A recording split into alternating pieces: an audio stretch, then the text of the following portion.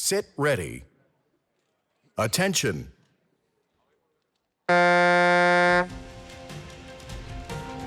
No siin on näha, kuidas sõudemasinad on nagu väikesed paberlaevukesed härrasmeestel käes.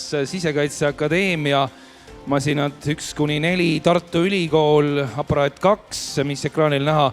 Eesti mereväe tuukrigrupp muuseas on sõitu asunud juhtima, ülivõimsalt startinud mehed ja lätlased on praegu 4. positsioonil.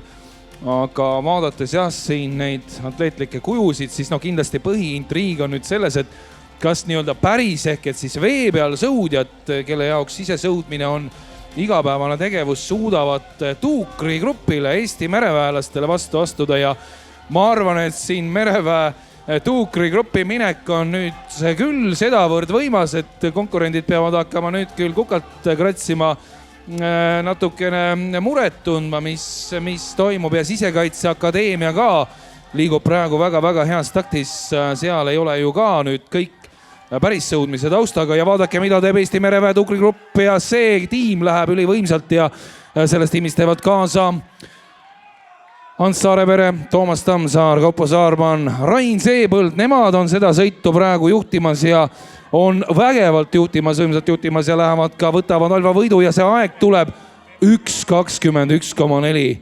Tartu Ülikoolile 1.24,2 ja Sisekaitseakadeemia 1.25,9. Ja nüüd jõuavad kohale Läti noormehed 1.34,1 ja võib öelda, et see 1.21,4, no see on küll võimas tulemus ja sellise tulemuse välja sõitnud akadeemilise sõudmise taustaga mehed ka võiks igati rahul olla, kui nad seda teinuks. Aga täna oli kõige kiirem Eesti mereväe tuukrigrupp seda võimsa ajaga 1.21,4, nii et mereväe poistel nüüd palun õige peaga juba autostamiseks valmis olla ja teie juhendajal ka.